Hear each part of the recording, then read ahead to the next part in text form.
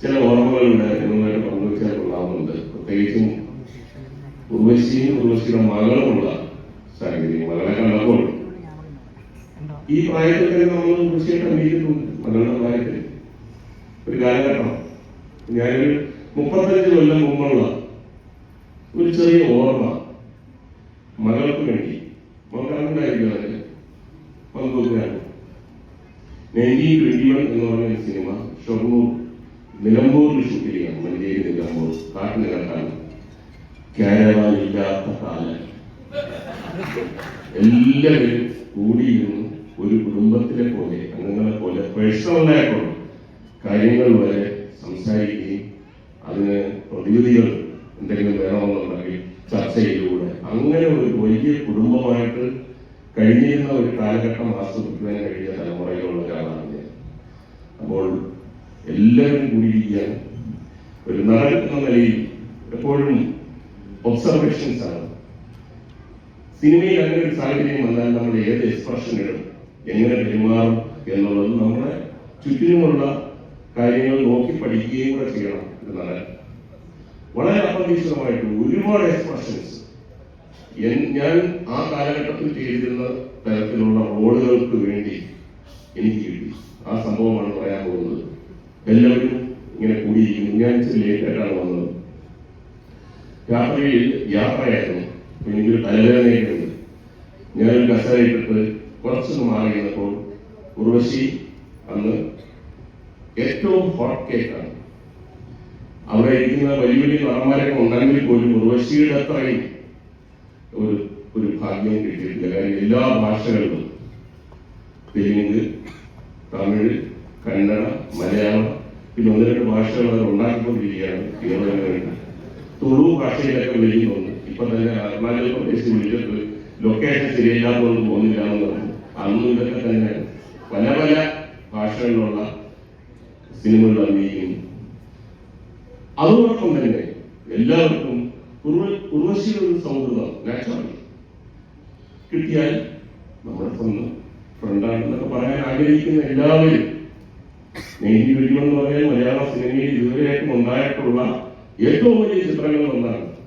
ആദ്യം ഷൂട്ടിംഗ് സ്ഥലത്തേക്ക് വരുന്നതെന്ന് പറഞ്ഞാൽ ആദ്യം കുതിരപ്പട, കാളവണ്ടിപ്പട, പിന്നെ മേക്കപ്പിന്റെ വണ്ടി മറിഞ്ഞ്, പിന്നാണ് ജൂനിയർ ആർട്ടിസ്റ്റുകളുടെ വണ്ടി, പിന്നാണ് ആർട്ടിസ്റ്റുകളുടെ വണ്ടി.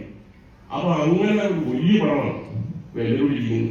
ഞാൻ മാറി ഇരുന്നപ്പോ ഒരിക്കലും ഞാൻ പ്രതീക്ഷിച്ചില്ല അന്നത്തെ ദിവസം 35 കൊല്ലം മുമ്പ് ഇവിടെ പറയാൻ പറ്റുന്ന ഒരു ഉർവശി എന്റെ അടുത്ത് വന്ന് പറഞ്ഞു, അത് പറ്റത്തില്ല, മാറിയിരിക്കാൻ പറ്റത്തില്ല, ഇവിടെ വന്നിരിക്കണം, തലവേദനയുണ്ട് ഉർവശി, പ്ലീസ് എന്നെ ഇന്ന് തരാൻ പറ്റില്ല. മുകേഷ് ചേട്ടനൊക്കെ വന്ന് സംസാരിക്കും, അത് കേൾക്കാമെന്നൊക്കെ പറഞ്ഞിട്ടാണ് നമ്മള് പല പല ഭാഷകളുണ്ട്. അവരൊന്നും ആരും ഉണ്ടാത്തില്ല.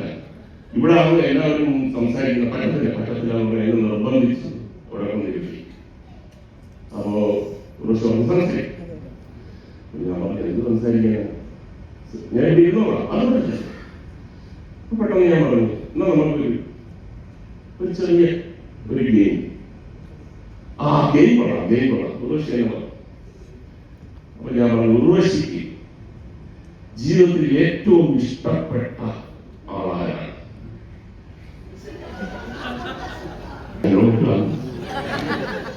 ഞാനായിരിക്കൂ, ഞാൻ തന്നെ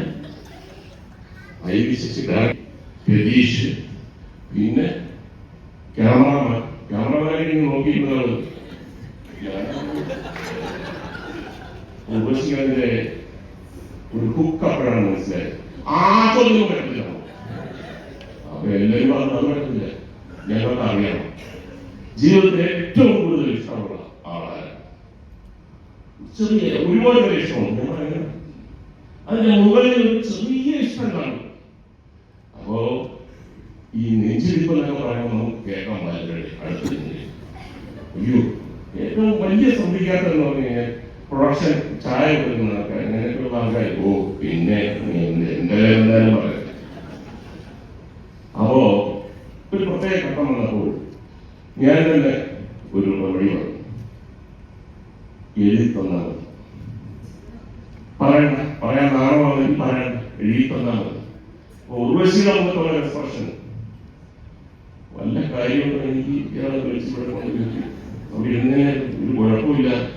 അങ്ങനെ ഉർവശി എഴുതി തന്നു. ഞാൻ നോക്കി ഇത് ഞാൻ ഒരിക്കലും പ്രതീക്ഷിച്ചില്ല. അപ്പൊ അയച്ചു പറഞ്ഞു, നീ ആരാണ് കുറെ നേരമായില്ല മനുഷ്യൻ ജോലിയുള്ള. അപ്പൊ ഞാൻ ചേട്ടാ ഇത് നമ്മുടെ മനസ്സ്, ഒരാളുടെ മനസ്സിൽ ഇങ്ങനെ ഇരിക്കുമെന്ന് പറഞ്ഞു കഴിഞ്ഞാൽ അത് ചിലപ്പോൾ വലിയ നമുക്കറിയാം. ഈ എലിസബത്ത് രാജ്ഞിയെ ചിലപ്പോൾ രാജ്ഞി ഇഷ്ടപ്പെടുന്നത് പരിപാടിയായിരിക്കും. ഇനി ഞാനോ മറ്റോ ഗംഭീരമായ ഒരു അറ്റ്മോസ്ഫിയർ അങ്ങോട്ട് വരികയാണ്. ചവറ വീട്ടിന്നായ ഉർവശിയുടെ അച്ഛൻ തന്നെയാണ്. അപ്പൊ അത് പറഞ്ഞു കഴിഞ്ഞാൽ തീർന്നല്ലോ. ഞാൻ പറഞ്ഞു വളരെ ഉർവശിക്കാണ് പറയണമെന്നുള്ള ഏറ്റവും നിർബന്ധ കാര്യം ഈ കൂട്ടത്തിന് ഒറ്റ അടിക്ക് ഇല്ലാതാക്കണം. അവൻ മമ്മൂട്ടി പറഞ്ഞു എന്തായാലും ഇത്രയൊക്കെ അരി പറ. അപ്പൊ ഞാൻ പറഞ്ഞു ഈ ഭക്ഷണമൊക്കെ വേണമെന്ന് ഒരു പ്രതീക്ഷയില്ലാതിരുന്ന ജോസ് എന്ന് പറഞ്ഞ ജോസ് ചായ പാത്രം വീഴുന്ന ജോസിന്റെ ദുഃഖമുണ്ട്. ഇത്രയും കാലം എന്നും മറച്ചു വെച്ചാൽ ഒരു വാക്ക് നേരത്തെ പറയാമായിരുന്നു. ചായയിലൊക്കെ ഞാൻ എന്ത് മുതലേക്ക് തന്നെ. അപ്പം ഉർവശിയുടെ ഒരു സ്ക്രീനിങ് സൗണ്ട്, ഉർവശി പോലെ സുന്ദരിയായ ഒരു പെൺകുട്ടിയുടെ ഇങ്ങനൊരു സൗണ്ട് ഞാൻ പ്രതീക്ഷിച്ചില്ല. പറ്റത്തില്ല, സത്യം പറയണം, സത്യം പറയണം. അപ്പൊ ഞാൻ ഡ്രൈവറുണ്ട് കൂട്ടാപ്പൻ, അവൻ വേറൊന്ന് പണി ചെയ്തു. കാരണം ഞാൻ പറഞ്ഞു ഡ്രൈവർ കൂട്ടാപ്പൻ എന്ന് പറഞ്ഞാൽ തീരുക. ഒരു ഫോണിന്റെ സൗണ്ട് കിട്ടി, ഫ്രണ്ടിലോട്ട് വീണതാണ്. അത് കൈ തട്ടിയതാണെന്ന് പറയാം. അതിന്റെ കൂട്ടത്തിൽ തന്നെ നേരത്തെ കാട്ടി മോശപ്പെട്ട ഒരു സൗണ്ട് ഉർവശി സുന്ദരിയുടെ വായിൽ നിന്ന്. കാര്യം ഉർവശിക്കാറില്ല, ഇവർക്ക് വിശ്വസിച്ചില്ല. പിന്നെ അവ എല്ലാവരും പറഞ്ഞു എന്താണ് ആരാണ് എന്താണെന്നൊക്കെ പറഞ്ഞു. ഞാൻ പറഞ്ഞില്ല, നീ ഇത് പറയാൻ ഉർവശിക്ക് ഇഷ്ടമല്ല, ഞാൻ പറയത്തില്ല. ഞാൻ പറയുന്നത് പറഞ്ഞാൽ അതൊരു സസ്പെൻസ് ആയിട്ട് എത്രയോ കൊല്ലം പലരും എന്നോട് പറഞ്ഞു നീ അതിനെ പറ്റും അല്ല.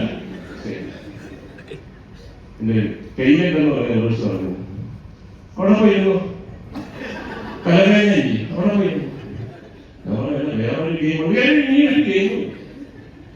അവിടെ പോയിരുന്നു പറഞ്ഞപ്പോൾ എന്നെ നിർബന്ധിച്ച് അവിടെ പിടിച്ചിരുത്തിയ ഒരു ചെറിയ എത്ര എക്സ്പ്രഷൻസ് ആണ് ഒരു ആക്ടർ എന്ന് എനിക്ക് കിട്ടിയത്. അതിന് ഞാൻ ഇപ്പോൾ നന്ദി പറയുന്നു.